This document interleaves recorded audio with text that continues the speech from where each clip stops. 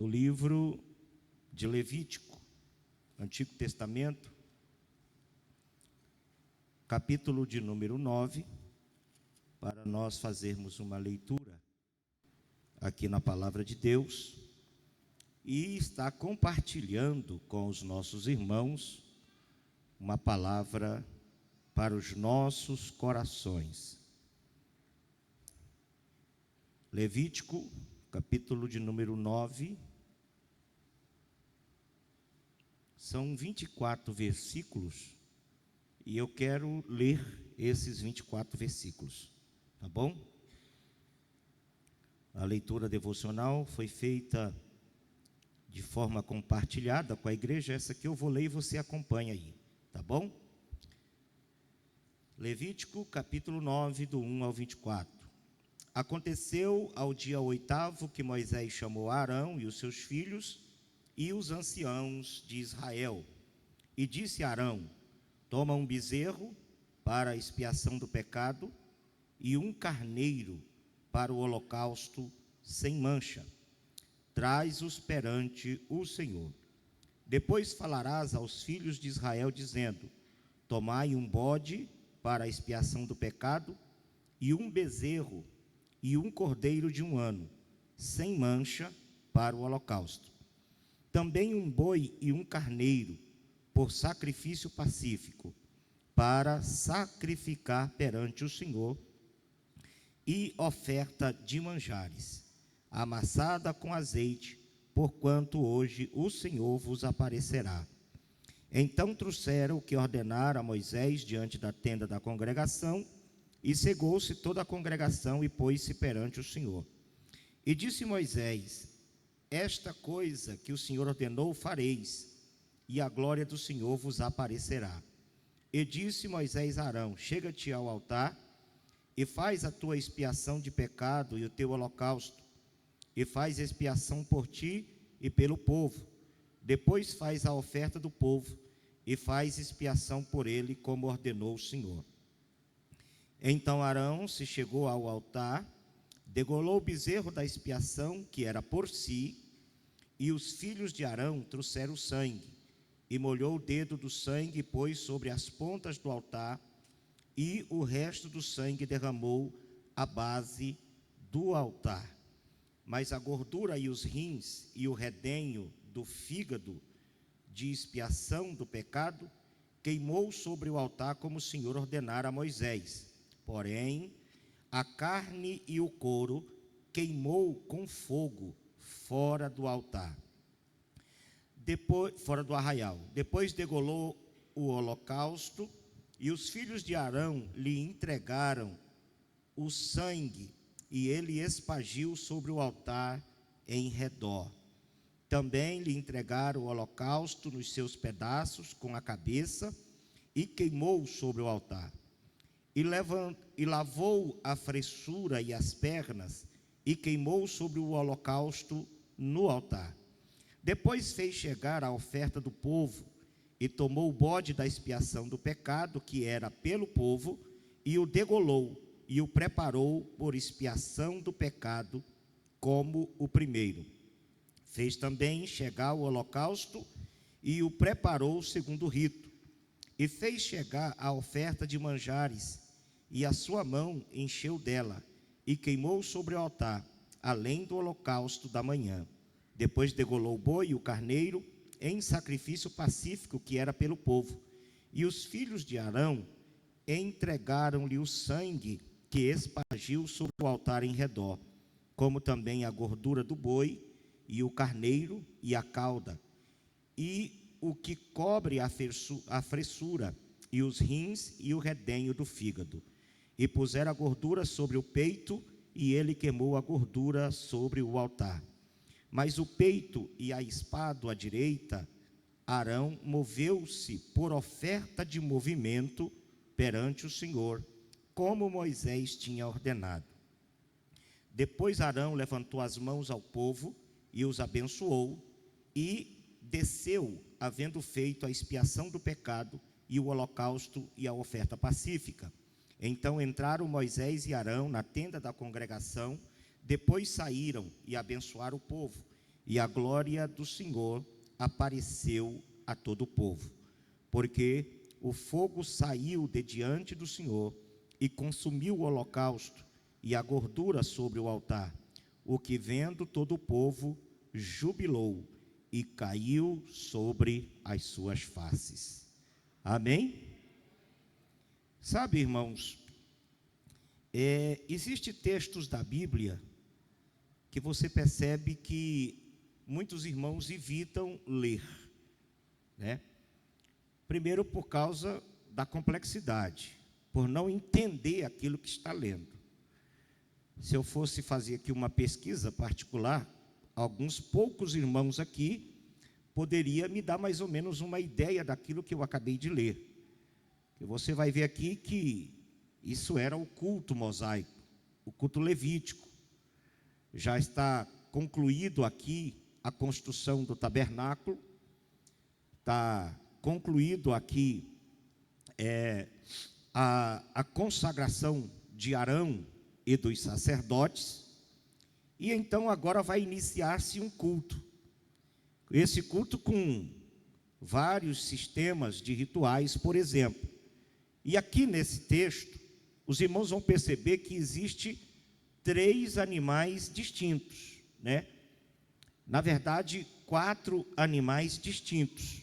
Aqui tem o bezerro, aqui tem o cordeiro, aqui tem o bode, né? Aqui tem o carneiro, aliás, são 5 animais, e tem o boi. São 5 animais. Tem o bezerro, tem o carneiro, tem o bode, né? Tem o cordeiro e tem o boi. Existem esses 5 animais aqui neste ritual de sacrifício que era feito na antiga aliança. E as formas desses animais serem ofertados. Eu estava escrevendo isso aqui baseado em uma pergunta que me foi feita semana passada no grupo dos bereanos, que a irmã Genesi, minha cunhada, coordena. E alguém fez uma pergunta lá: no Antigo Testamento as pessoas eram salvas sem arrependimento? Surgiu essa pergunta, né? Se antigamente, lá na antiga aliança, as pessoas eram salvas sem arrependimento. E é claro, eu respondi que ninguém é salvo sem arrependimento. Por isso que o culto mosaico, o culto levítico, ele foi instituído, com todos esses animais e essas formas de sacrifício, cada um representando uma coisa importante na vida pessoal de cada indivíduo, né? E em todos os detalhes do culto mosaico e em cada ritual dos sacrifícios, a graça de Deus é revelada pelo homem. Aqui está a revelação da graça. Mas para você entender esses mistérios da graça revelada do Antigo Testamento, você tem que entender os significados. Por que esse tanto de detalhe? E tudo isso deveria ser observado de forma minuciosa, senão não era aceito. E tudo que no Velho Testamento, com relação ao culto levítico, ele apontava para a obra redentora de Deus em Cristo Jesus e a natureza dessa obra em nosso favor. Em Hebreus capítulo 10, eu quero que os irmãos abram a Bíblia aí, por favor. Hebreus capítulo 10, do verso 1 ao versículo de número 4, diz assim: porque tendo a lei a sombra dos bens futuros, e não a imagem exata das coisas, aquilo que estava ali era sombra, era profético, apontava para uma realidade, para algo maior, para algo concreto. Então aquilo era as sombras do que ainda iria se manifestar, né? Então, como diz aqui, a imagem exata das coisas, nunca pelos mesmos sacrifícios que continuamente se oferecem cada ano, pode aperfeiçoar os que a ele se chegam. De outra maneira, teria deixado de se oferecer, porque, purificados uma vez, os ministrantes nunca mais teriam consciência do pecado. Nesse sacrifício, porém, cada ano se faz comemoração do pecado, porque é impossível que o sangue dos touros e dos bodes tire pecado. Havia uma forma da graça de Deus ser revelada, ser mostrada. E essa forma era através dessas figuras, era desse ato profético. E é por isso que eu quero falar a respeito desse sacrifício e dos seus significados. Alguém olha e lê esse capítulo 9 de Levítico aqui, não consegue entender por que um bode, por que um carneiro, por que um cordeiro, por que um bezerro, por que um boi, por que tinha que oferecer desse jeito. Um era cortado aos pedaços, depois era queimado no holocausto, o outro tirava a fressura, tirava os rins, tirava o redenho, tirava isso, tirava aquilo, tirava o couro, tirava a gordura. Um era queimado no altar, o outro era levado para fora para ser queimado.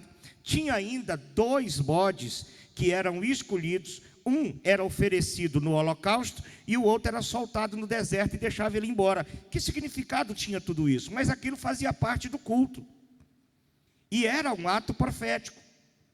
E nós vivemos hoje a realidade daquilo que esse povo no culto levítico pregava através destes rituais. É igual genealogia. Eu li a Bíblia pelo menos umas 12 vezes, saltando as genealogias. Eu não lia genealogia. Achava cansativo, achava que não tinha nenhum tipo de aprendizado, de ensinamento. E ainda por cima, um dia num culto, o pastor Laércio pregando, acho que ele fez menção de um texto que tem em Tiago, não sei se foi Tiago ou Paulo que falou a Timóteo, dizendo, olha, foge da genealogia que só produz contenda. Aí pronto, aí foi que eu não li a genealogia mesmo de jeito nenhum. Só que Paulo não estava falando de respeito de pessoas que tentavam justificar a sua salvação só pelo simples fato de pertencer a uma linhagem. Alguém que se achava salvo só porque era descendente de Abraão. Era isso que Paulo estava dizendo. Mas é através da genealogia, por exemplo, eu vou tirar uma curiosidade dos irmãos, né? Alguns aqui até sabem, mas outros não. Por que que os israelitas no deserto eram chamados de hebreus? Por que que a língua que eles falavam era chamada de hebraico? Aonde é que você vai aprender isso? Na genealogia. Porque lá no capítulo 11 do Gênesis, né, um descendente de Sem, que estava na torre de Babel, cujo nome era Eber, ele era um dos patriarcas descendentes de Sem. E quando foram confundidas as línguas, Eber estava na torre de Babel. Então ele pegou sua família, saiu e mudou para uma região chamada Mesopotâmia, que significa entre rios. E ali ele formou a sua família, cresceu um povo ali. E esse povo eram chamados de hebreus. Por quê? Porque eram descendentes de Eber, fazendo menção ao nome de Eber. Quem era descendente de Eber era chamado de hebreus. E quem falava a língua que Eber recebeu em Babel era a língua hebraica, que era a língua de Eber. Por isso que os descendentes de Abraão eram chamados de hebreus, porque Abraão era descendente direto de Eber. E você vai aprender isso aonde? Na genealogia. Como eu vou aprender sobre a graça de Deus? No culto levítico e na forma dos sacrifícios e da adoração. É aqui que eu vou descobrir que a graça de Deus, ela não é coisa do Novo Testamento. A graça de Deus é algo de Deus dado ao povo para remi-los dos seus pecados e se aproximarem de Deus. Só que a graça no Antigo Testamento, ela exigia um esforço do adorador. As obras do adorador. Ele tinha que mostrar as suas obras de forma prática e visível, para alcançar a misericórdia de Deus. Então, isso era sombra, isso era apenas uma profecia. Aquele sacrifício representava a misericórdia de Deus em ação, para redimir de forma temporal o pecador. Por isso que aqui onde nós lemos, diz que eles tinham que voltar todo ano, porque redimia eles de forma temporal, não definitivamente. Todo ano ele tinha que ir lá em Jerusalém, lá no tabernáculo, ele tinha que ir. No caso de Jerusalém, foi quando Davi, transpôs o tabernáculo ou o templo para Jerusalém, a arca e o culto em Jerusalém. Mas antes era onde estava o tabernáculo. Nos dias de Samuel, por exemplo, o tabernáculo estava em Siló. Então, todo ano, todo Israel se reunia, sem exceção, em Siló, para oferecerem esses sacrifícios e serem beneficiados com a graça de Deus e o perdão. Quem está me entendendo diz amém. E a gente vai percebendo esse trabalhar de Deus de forma tão gloriosa, e é por isso que o Novo Testamento verdadeiramente faz sentido. Verdadeiramente a gente vai entender o que aconteceu com Jesus por causa das profecias do que havia no antigo culto, no culto levítico. Então, o pecador, ele era redimido de forma temporal. Por essa razão, ele era obrigado a oferecer dons todo ano. Todo ano ele tinha que pegar a primícia das suas ovelhas, a primícia das suas rendas. Ele tinha que pegar todo ano o seu sacrifício e até onde estava o tabernáculo. Lá ele devolvia os dízimos dele anual, porque os dízimos eram devolvidos anual, todo ano ele colhia, retirava a primícia do seu rebanho que nascia e levava a sua oferta particular em oferta pelo seu pecado, pela sua culpa, pelas suas transgressões, e voltar redimido, justificado para mais um ano. Era de ano em ano. Por quê? Porque o sangue dos bodes era impossível limpar o pecado de alguém. Mas então por que fazia? Porque era um ato de graça, porque era Deus exigindo. E através desse esforço de cada pecador, o indivíduo recebia o perdão de Deus pelo seu esforço. Por isso que no Novo Testamento, Paulo vai dizer que no Novo Testamento não se é salvo pelas obras da lei. Porque para ele receber a graça, era obrigado, ele ia onde estava o tabernáculo e oferecer. Não adiantava só ele se arrepender em casa, orar em casa, pedir perdão em casa. Ele tinha que manifestar de forma pública o seu arrependimento, através daquilo que lhe era ordenado. Os irmãos entenderam? Ele tinha que matar alguma coisa para que ele não precisasse morrer. Então ele pegava algo perfeito dele e levava para morrer no lugar dele, pois afinal de contas, o salário do pecado é a morte. E ele tinha que expressar isso publicamente. E aquilo que ele levava lá no altar era a forma dele mostrar que estava arrependido. E provava isso com seus atos. Interessante é que a graça se revela através de sangue e de morte. Na antiga aliança, a graça era oferecida através dos ritos do culto mosaico. Na nova aliança, através da morte de Jesus Cristo, nosso Salvador. Não existe graça sem sangue e sem morte. Nem no Antigo Testamento, nem no Novo Testamento. O pecador se arrependia no Velho Testamento, arrependia dos seus pecados, queria o perdão, queria ser redimido. Então ele pegava um cordeiro, levava, entregava para o sacerdote botava ele de joelho, colocava a mão na cabeça dele, colocava a mão sobre o animal que ele tinha trazido, transferia a culpa dele para aquele animal. A partir daquele momento aquele animal estava condenado, ele ia morrer. Aquilo era um ato de condenação. A culpa saía dele e transferia para o animal, que recebia a culpa e a condenação. Aí o sacerdote levava no altar, imolava o animal, tirava o sangue, o animal era queimado, destruído. Com aquilo o seu pecado também era perdoado. Tinha que ter morte e tinha que ter sangue para que alguém fosse perdoado.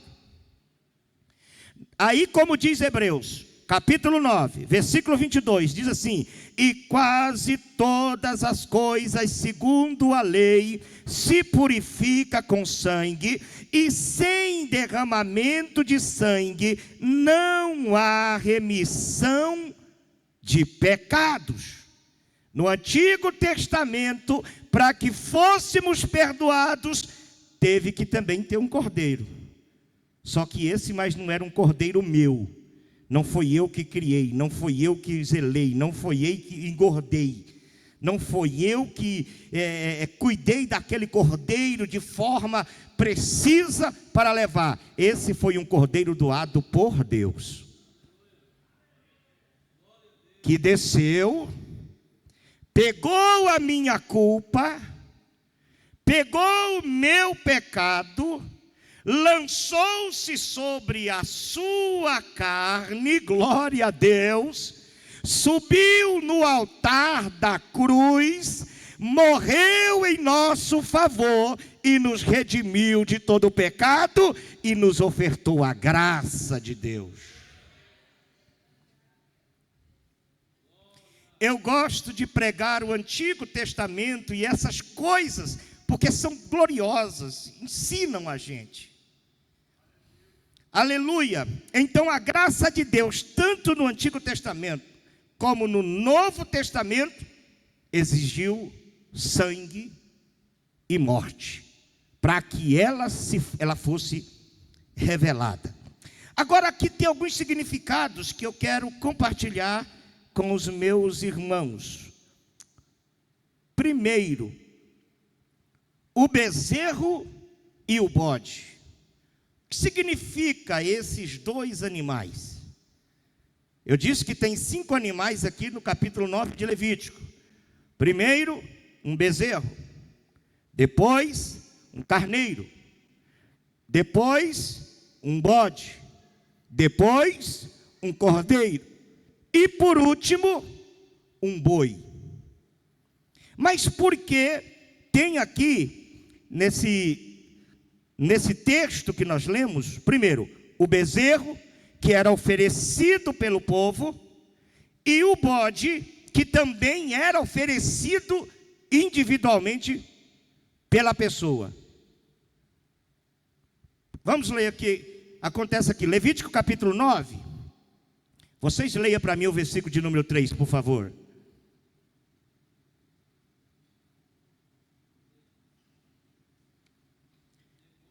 Vamos lá, 1, 2, 3.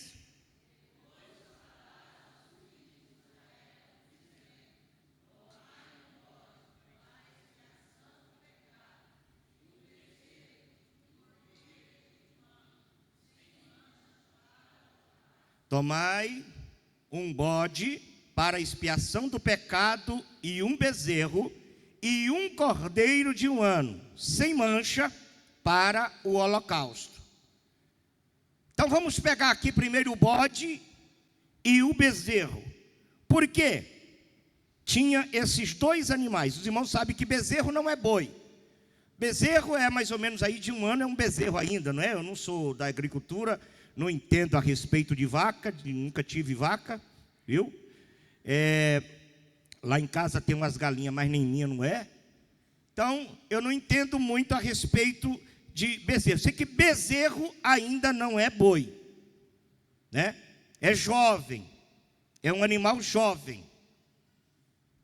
Esse bezerro aqui, como não havia um ensino, preste atenção, sistemático, com relação à vida espiritual do crente na antiga aliança, não tinha.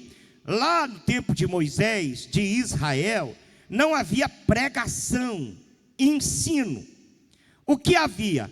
Havia a leitura da lei, com as suas ordenanças. com os dogmas que nela estavam escritos. Havia leitura. O povo vinha para onde estava o tabernáculo, o sacerdote pegava o livro e lia para o povo. E ali estavam as ordenanças, mas não ensinava de forma sistemática com relação à vida pessoal e espiritual de cada crente.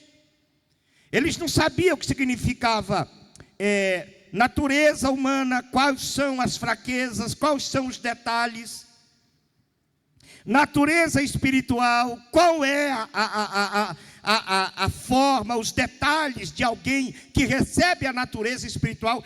Tudo era profetizado de forma figurada. Eram figuras apresentadas que representava esses detalhes. Eles não tinham culto de quarta-feira de ensino.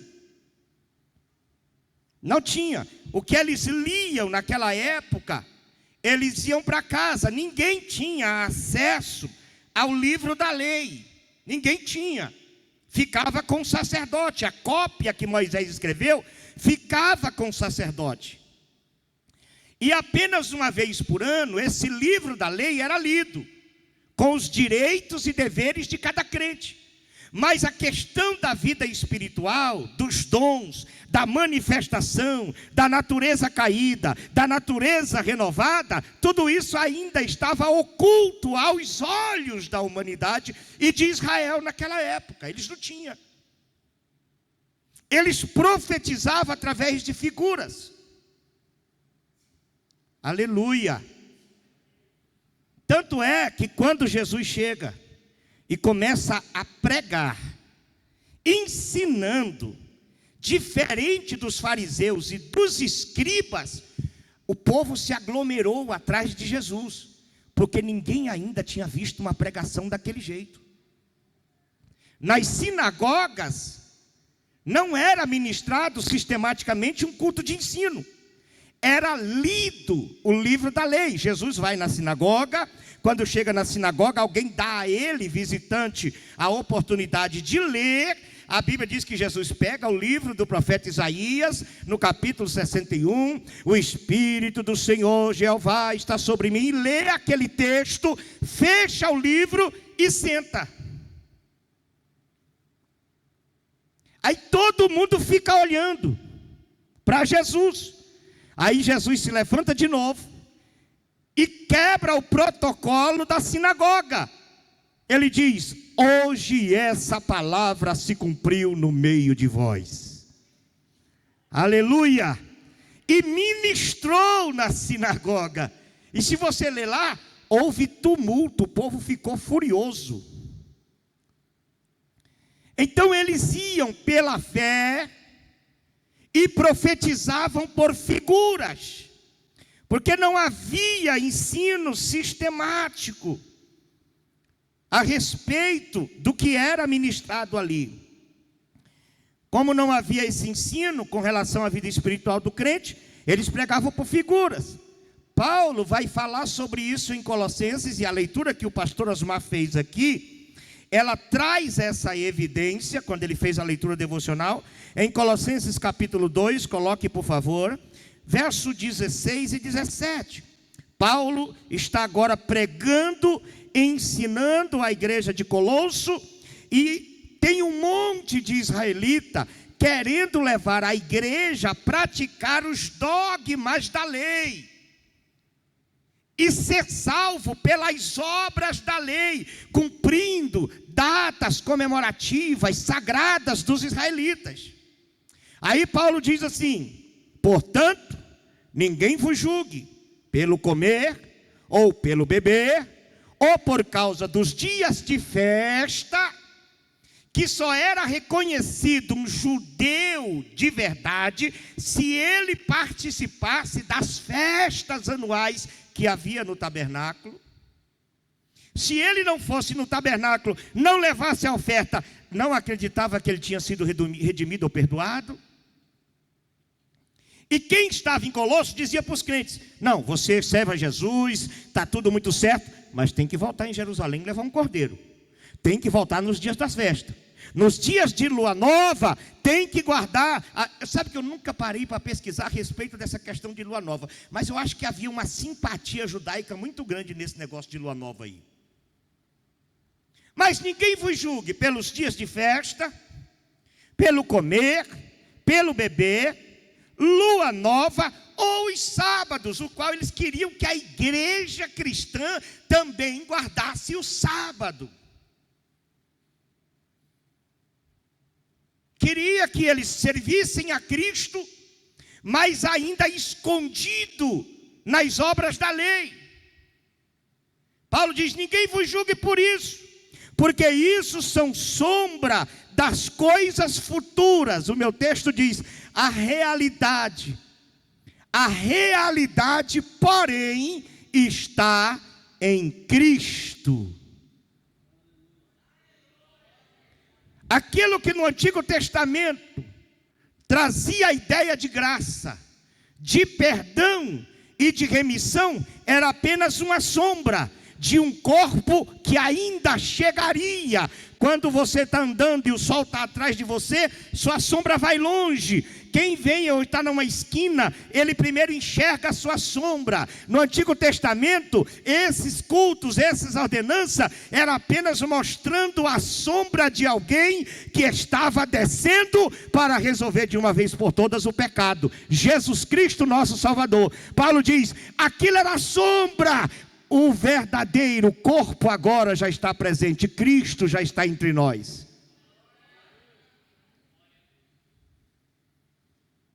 Como eles não tinham esses ensinos, eles não entendiam.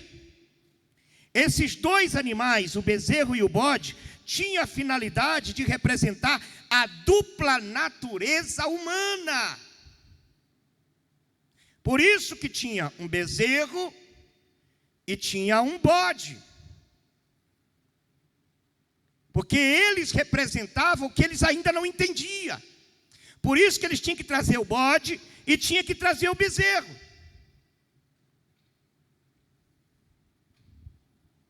Eu gosto disso aqui, viu, irmãos?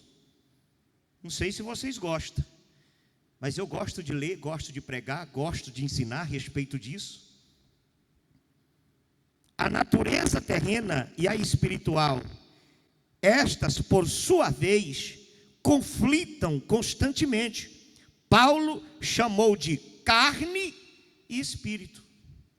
Quando ele trazia o bode e oferecia aquele bode em sacrifício, ele estava mostrando através desse ato, dessa figura, que ele era alguém caído e precisava de remissão. Que a sua natureza era pecaminosa, caída e destituída da glória de Deus. Então ele oferecia, demonstrando a sua natureza caída. Ele oferecia o bode. Por quê? O bode, irreverente, insubmisso. Não é verdade? Você antigamente falava muito isso. Eu nunca vi um exemplo, mas acredito que seja. Diz que quando pegava um bode para levar para sacrificar, diz que ele dava pernada, berrava, chutava, e era difícil, tinha que ser 3 ou 4 para conseguir pegar o bode, segurar o bode, levar o bode no sacrifício e matar o bode. É a natureza do ser humano, natureza caída, pecaminosa, que não quer morrer, que não quer acabar, que quer continuar viva, autêntica, em evidência. Então esse bode representava a natureza caída, que se opõe à segunda natureza. Gálatas capítulo 5, verso 16 e verso 17, vocês vão ler, por favor. Vamos lá? O texto.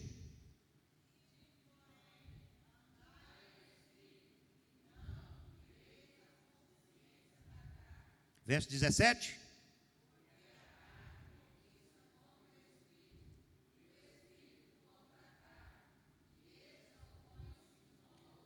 Então essa aqui, isso, para que não façais o que quereis.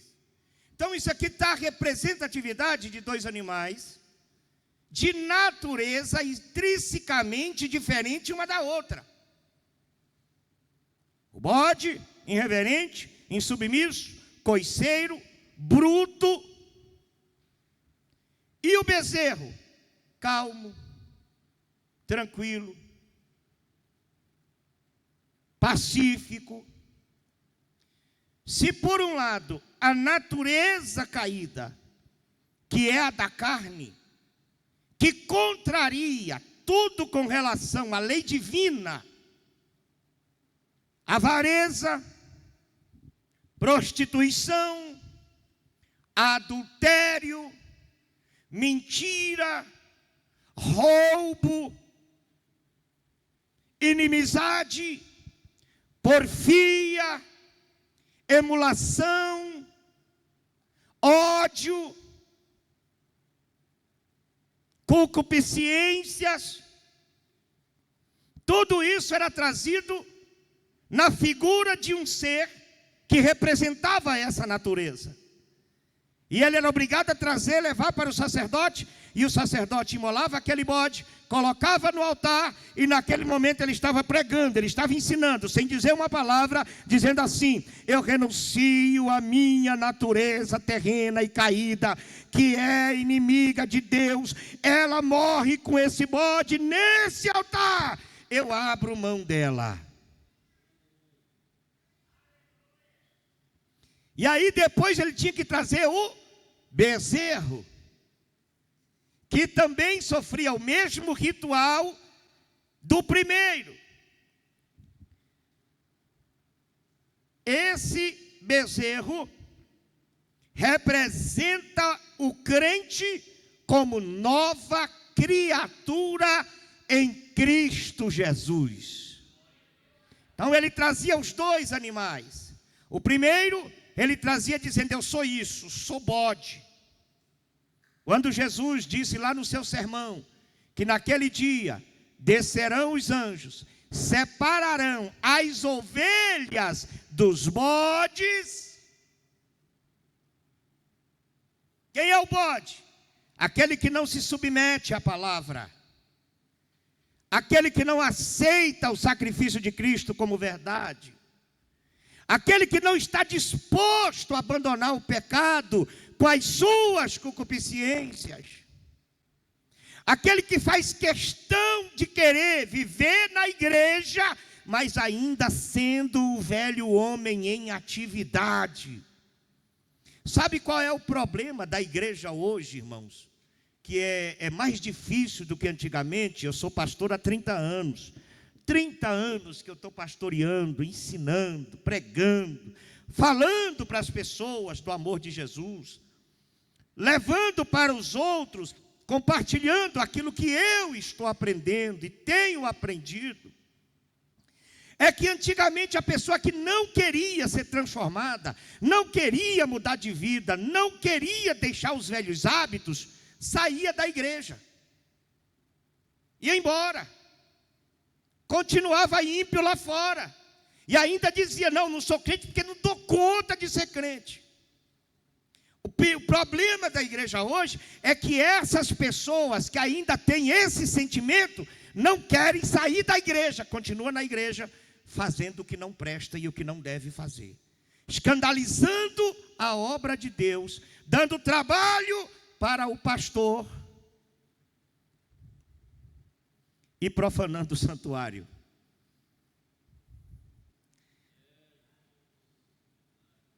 E se Deus deu essa palavra, alguém precisa ouvir essa noite.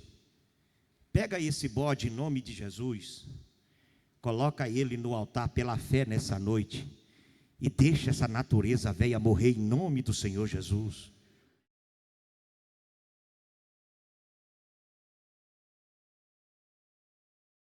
Crucificado com Cristo,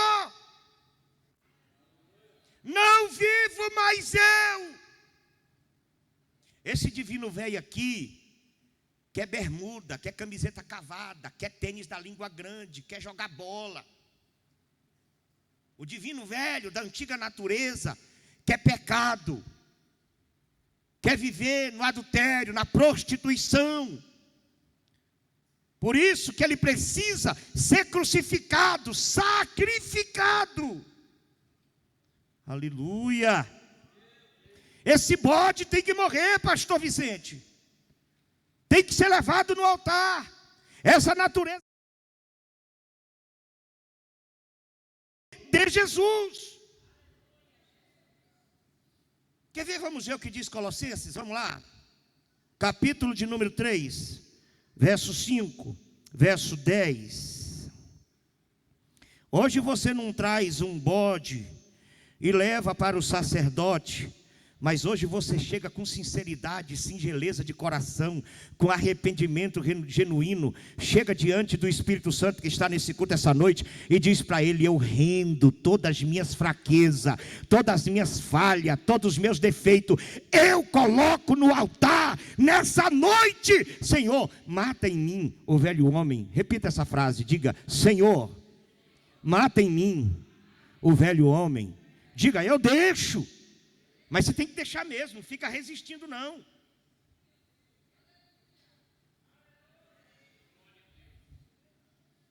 Sabe, tem um versículo na Bíblia que eu não entendia, até que eu estudei isso aqui.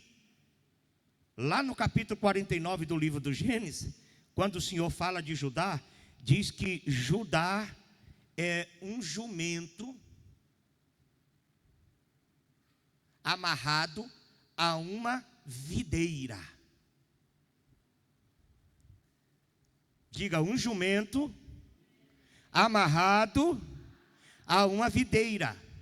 E o texto lá diz que o jumento tem sangue nos olhos e leite nos dentes. E o jumento só presta se tiver amarrado na videira. Quem é a videira? Quem é a videira? Quem é a videira? Quem é o jumento? Faça assim, ó, sou eu. Nós não, fala sou eu. Ora nós. Diga: sou eu. Jesus pegou o jumento, amarrou na videira, e o jumento agora tem sangue nos olhos e leite na boca. Aleluia. E o jumento que bota leite pela boca e tem sangue nos olhos, sangue é o sangue de Jesus que perdoa. Leite na boca é palavra de Deus. Então você pega esse bode ranziza e sacrifica ele, leva para a cruz e deixa ele lá, e fala que nem Paulo: estou morto com Cristo, crucificado com Cristo, não vivo mais eu, Cristo vive em mim. E ele diz assim: e a vida que agora vivo, vivo na fé do Filho de Deus. Sem saber, aquele povo trazia essa mensagem através de um bode. Aí Paulo, ele é terrível, né? Aí a gente foi entender isso de forma mais clara. Colossenses 3, verso 5 ao verso 10. Mortificai, pois, os vossos membros que estão sobre a terra: prostituição, a impureza, o apetite desordenado, a vil concupiscência, a avareza, que é a idolatria, pelas quais coisas vem a ira de Deus sobre os filhos da desobediência, nas quais também em outro tempo andastes, quando viveis nela. Mas agora despojai-vos também de tudo: da ira, da cólera, da malícia, da maledicência, das palavras torpes da boca.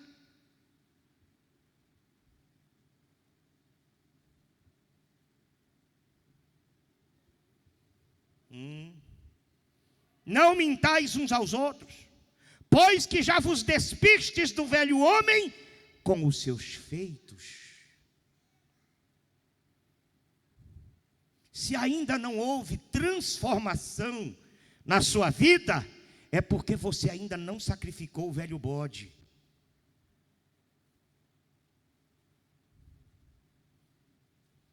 Mas só podia sacrificar o bezerro se primeiro sacrificasse o bode. Primeiro o bode, depois o bezerro. Primeiro morre a natureza caída, pecaminosa. Primeiro morre o velho homem. Aí vem o bezerro. O que significa, pastor, o bezerro?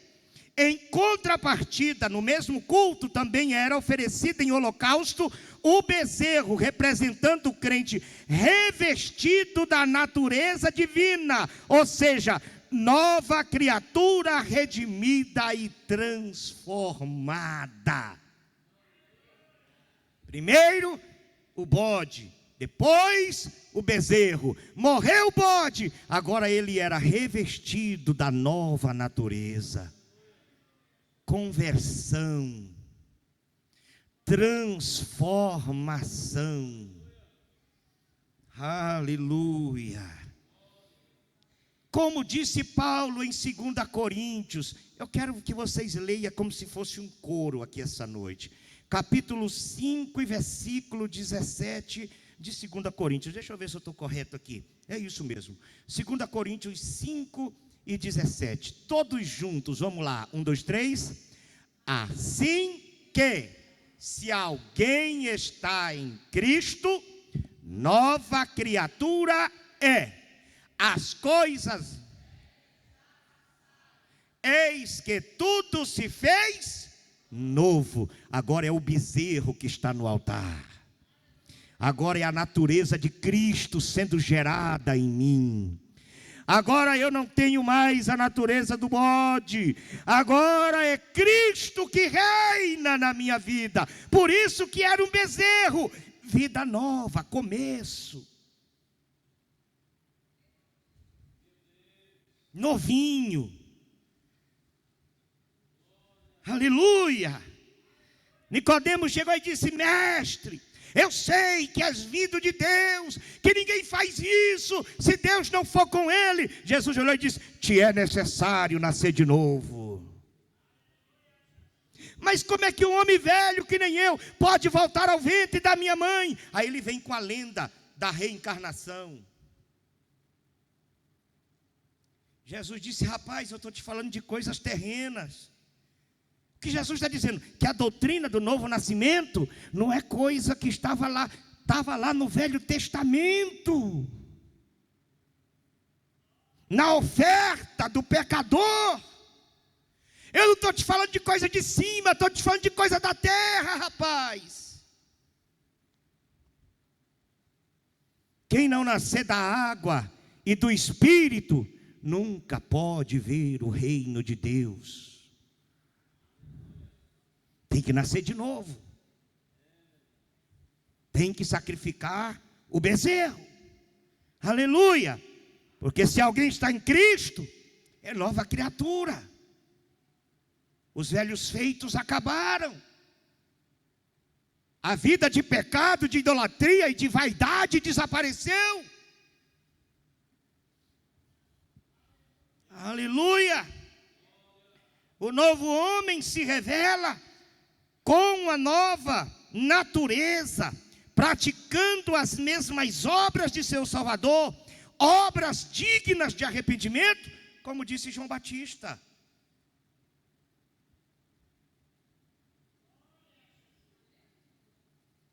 Não tem coisa mais linda do que na vida de uma pessoa você vê que ele é um ser transformado. Fulano, você viu como mudou? Gente, é o fulano, mas que transformação foi essa? Eu já ouvi isso demais. Quando eu visitei meus antigos amigos no Pará, na minha cidade de Rio Maria, eles disseram assim para mim: mas o que houve? Você mudou demais. Ninguém me conheceu, pastor Vicente. Eu conheci todos eles. Olhei, aquele é o fulano. Olhei, aquele é o Betrano. Olhei, aquele tal. Cheguei neles tudo, e aí? Bom, como é que tá? Conversei. Tá me conhecendo, não? Não, quem que é você? É porque naquela época eles conheciam o bode. Mas o bode morreu. Aleluia! Agora quem está aqui é o bezerro. Revestido da natureza de Cristo. Em aperfeiçoamento. Eu não estou aperfeiçoado, mas estou no caminho da aperfeiçoação, produzindo obras dignas dessa transformação. Aleluia.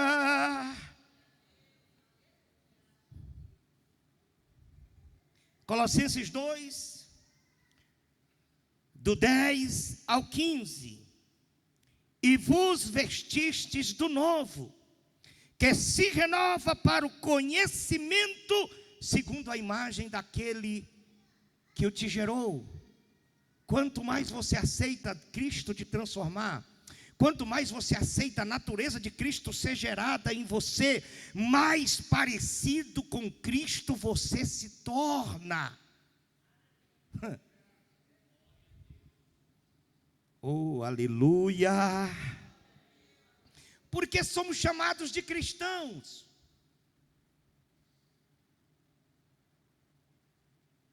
Porque a palavra cristão significa aqueles que se parecem com Cristo. Porque o povo começou a observar os crentes nos dias de Paulo e dizer: gente, mas esse povo anda como Cristo, fala como Cristo, se veste como Cristo, ministra como Cristo, faz milagres igual Cristo, revelação gloriosa igual Cristo. São cristãos. Quem são eles? Aqueles que se parecem com Cristo. Cada dia você se torna mais parecido com Jesus. E a oração de Jesus, a oração sacerdotal, tem esse princípio. Jesus disse: Pai, que ele seja um em mim, como eu o sou em ti. O que Jesus está dizendo? Que ele seja um em mim, como eu o sou em ti. Isso aí está respondido lá no capítulo 14 do livro de João, quando é Tomé que chega e diz: Senhor, mostra-nos o Pai. Aí Jesus olha para Tomé e diz: Tomé ou Filipe? Um dos dois aí. E aí Jesus olha e diz: eu estou há tanto tempo contigo, meu filho, e você não conhece o Pai? Quem me vê, vê o Pai. Por quê? Porque as obras que Cristo fazia eram as mesmas do Pai. E as nossas obras nos faz ser parecido com aquele que nos chamou. Aleluia! Cristo parecido com o Pai, e nós parecidos com Cristo.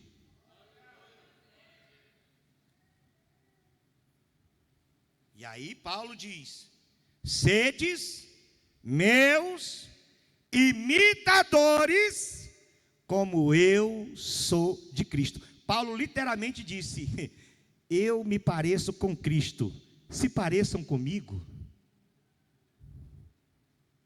E olha lá, um sujeito para falar com essa liberdade que Paulo disse. Não tem. No Brasil e nem fora dele, eu não acredito que tenha um sujeito que possa dizer isso. Sedes meus imitadores, como eu sou de Cristo. O bezerro simbolizava a nova natureza em Cristo. E ele diz: segundo a imagem daquele que o criou, onde não há grego, nem judeu, circuncisão, nem incircuncisão, bárbaro, cita, servo ou livre, mas Cristo é tudo em todos. Cristo é tudo em todos. A suficiência. Ninguém aqui precisa além de Cristo. Cristo é tudo que você precisa. Receba Cristo em sua vida. Deixa Cristo ser gerado em sua vida. E tudo o que você precisa se manifestará. Vai vir bênção financeira, bênção espiritual, paz, alegria, gozo, renovo, transformação, glória a Deus. Cristo é tudo em todos. Que maravilha! Revesti-vos, pois, como eleitos de Deus, santos e amados, de entranhas de misericórdia, de benignidade, humildade, mansidão, longanimidade, suportando amando-vos uns aos outros e perdoando-vos uns aos outros. É difícil isso aqui, né? Perdoar, perdão a gente quer, mas perdoar, ser suportado a gente quer, mas suportar.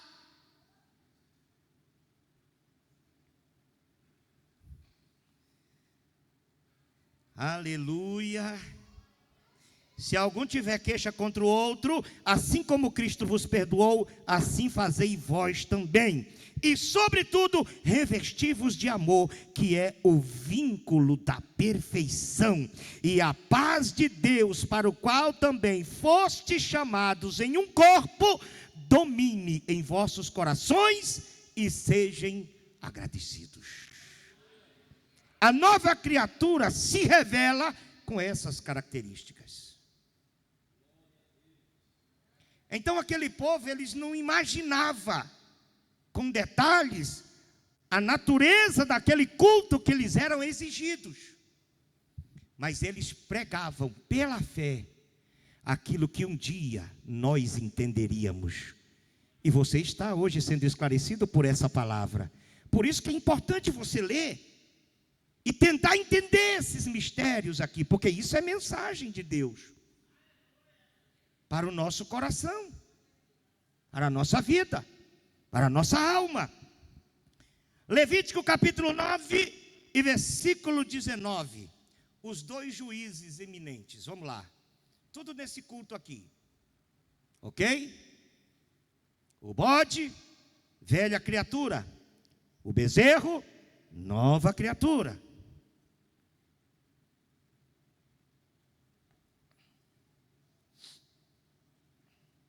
Essas mensagens assim, eu já ministrei elas em seminários, em aula de teologia.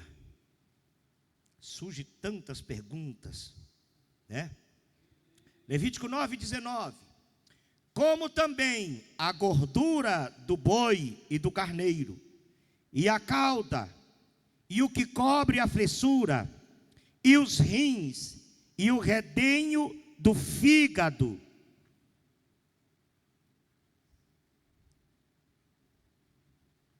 É isso mesmo? Versículo 19. Mas a gordura e os rins, isso, não. É Levítico 9, eu acho que eu errei aqui o versículo, tá? Mas está aqui. Não sei se é o versículo de número 9. Vê se é o 9. Por favor.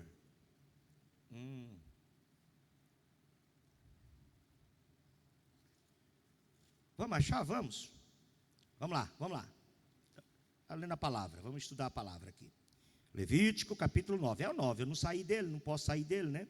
A mensagem está toda inserida dentro dele aqui. O versículo é esse aqui, ó. Mas a gordura e os rins e o redenho do fígado, de expiação do pecado, queimou sobre o altar, como o Senhor ordenou a Moisés. Isso, verso 10. Eu coloquei 19 porque eu errei na hora de digitar o 0. É o 10. Mas a gordura e os rins e o redenho do fígado, de expiação do pecado, queimou-se sobre o altar, como o Senhor ordenou a Moisés. Agora o versículo de número 11. Leia vocês o 11.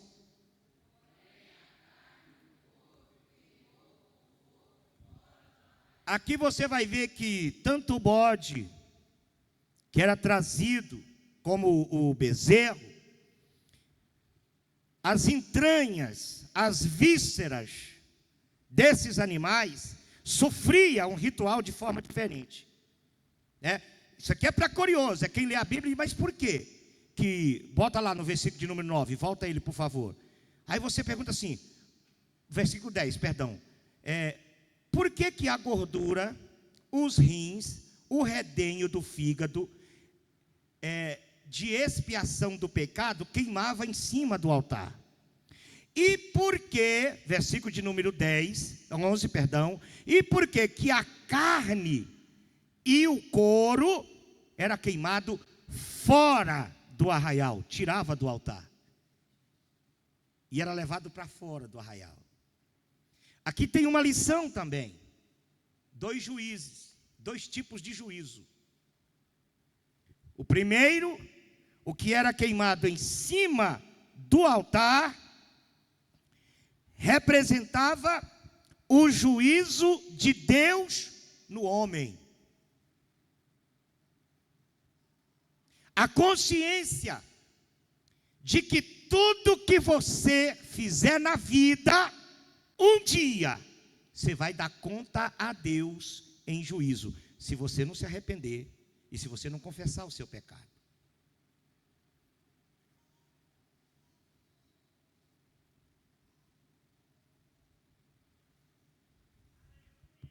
Eclesiastes diz: jovem, viva a vida do jeito que você quiser. Faz aquilo que te vier na teia. Mas aproveita, diz Salomão em Eclesiastes. Aproveita! Aí ele diz assim: saiba, porém, que de todas essas coisas te trará Deus a juízo. Primeiro, o juízo de Deus no homem. Apocalipse, capítulo de número 20, a partir do versículo 11, instaura-se um grande trono branco. Grandes e pequenos,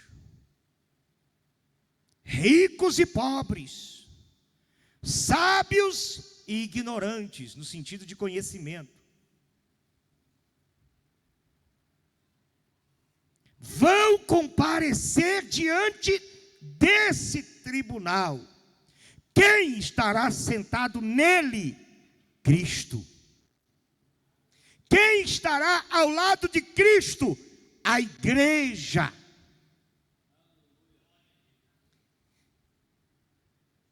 E diz que o mar dará conta dos mortos que nele existem. O inferno e a morte dará conta dos mortos que estão lá.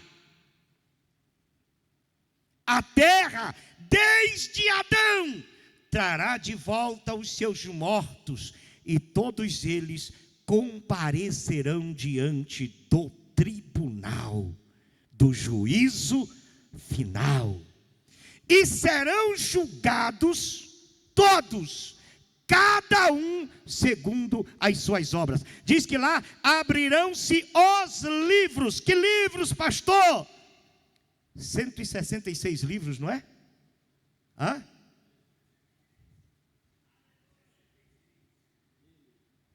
166?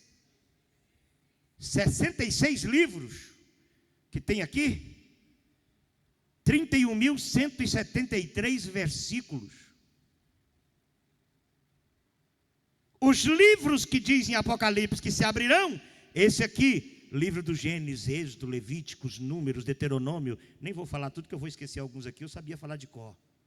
Esses livros se abrirão, e os mortos serão julgados por aquilo que está escrito no livro. Por que você usou? Ah, meu pastor dizia que não tinha problema. Mas e aqui? O que dizia? Não, aqui tinha problema. Quem era mais forte? Quem tinha que ser obedecido? O seu pastor ou o que está escrito? Hã? Ah, mas no nosso tempo liberaram tudo. Mas nos livros aqui, está liberado? Não, aqui diz que a palavra do Senhor não passa. Passa céu e a terra, e ela nunca passa. A palavra do Senhor diz que aquele que não fala segundo essa palavra, jamais verá alva. A palavra de Deus diz aqui, que aquele que tropeçar em um só mandamento, se torna culpado de todos. Naquele dia, estará a palavra de Deus, e o próprio Cristo a executará naquele julgamento. Esse sacrifício que era feito no altar, com as entranhas dos animais, significava juízo de Deus sobre os homens. Juízo de Deus sobre o pecado. A gordura e o couro era levado para fora e queimava fora do altar.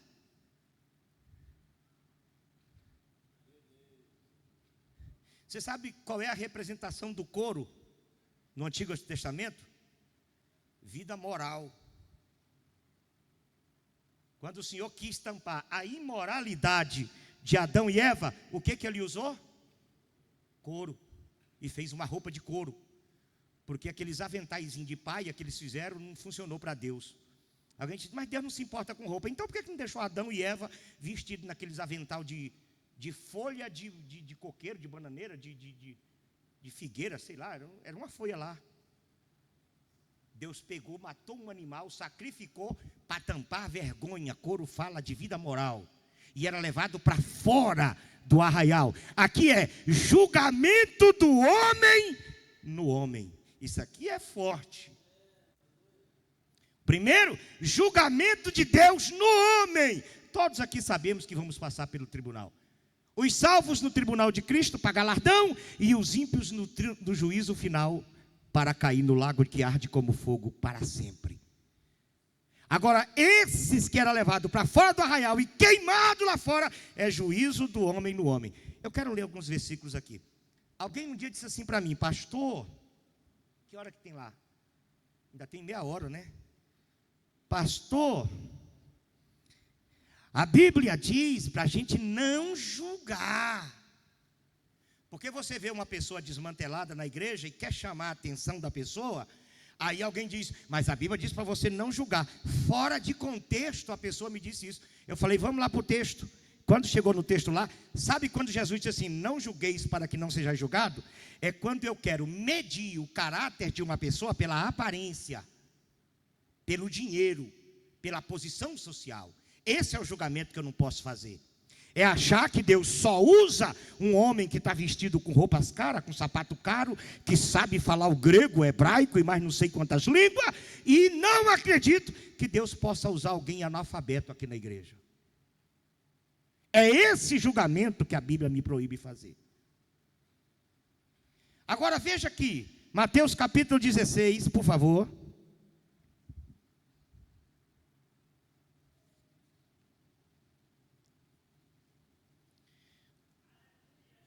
Glória.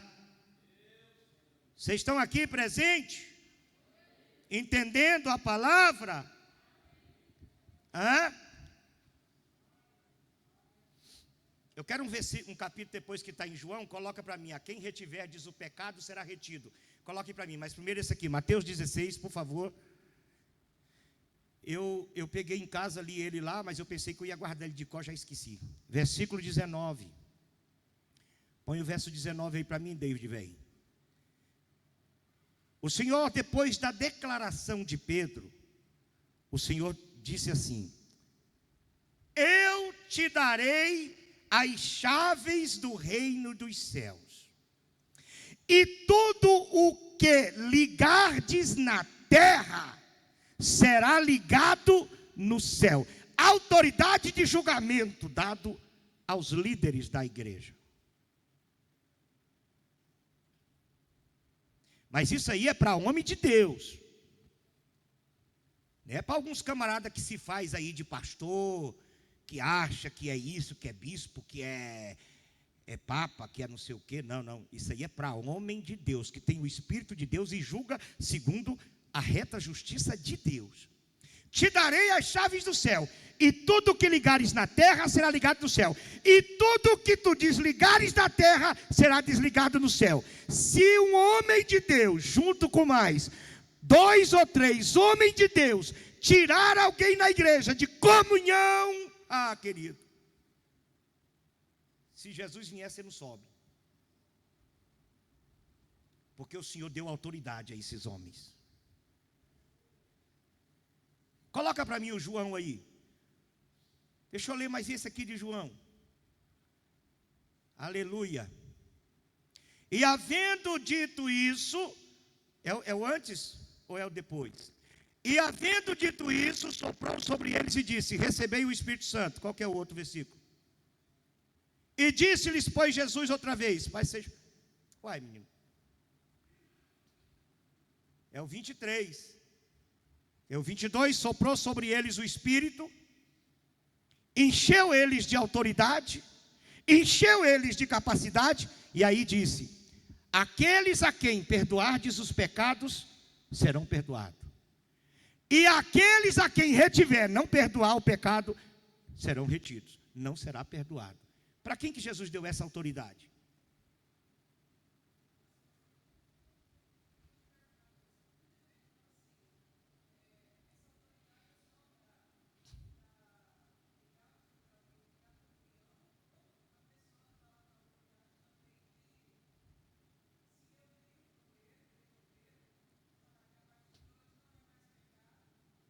Não. Nenhum princípio pode ser quebrado por ninguém. Ninguém tem autoridade de se reunir um grupo aqui e dizer, a partir de agora está liberado isso aqui, sendo que a Bíblia diz que não está liberado. Deus não fere a sua palavra. Nem Deus passa por cima da sua palavra, homem nenhum pode. Isso aqui está falando de pecado na igreja, de disciplina.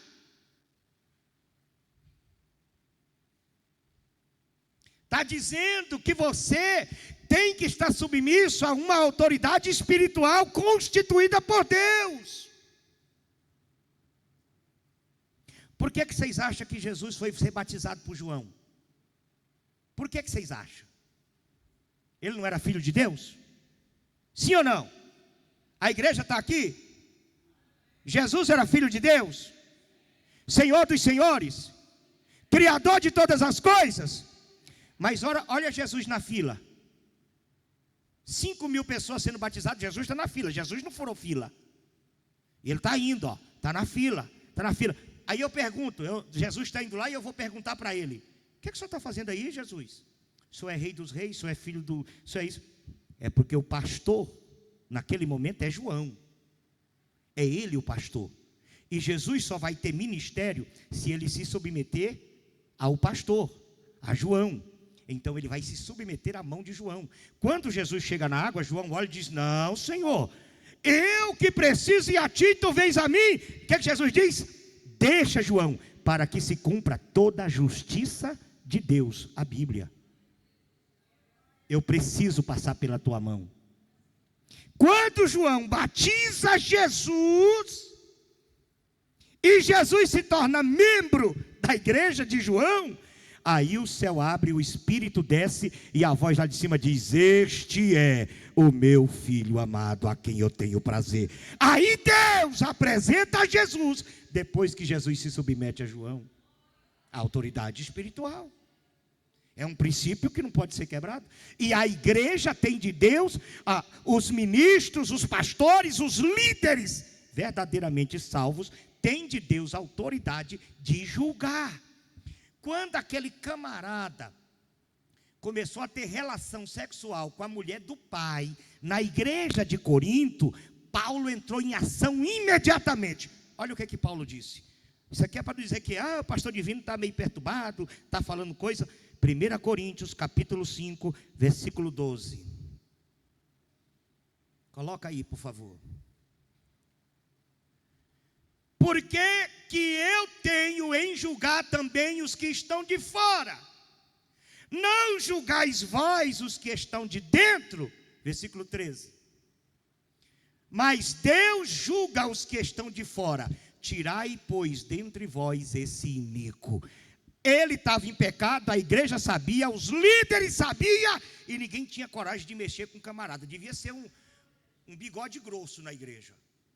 Devia ser o cara do dízimo maior da igreja de Corinto, porque estava todo mundo com medo de mexer nele. Paulo disse: vem cá, rapaz, vocês não estão sabendo que nós vamos julgar os anjos, não? Sabe os anjos caídos lá? É a igreja que vai julgar. Vocês julgam os de fora, diz que os de fora é ímpio, por que não julgais os de dentro? Tira esse iníquo do meio de vocês, se reúna, pune o pecado.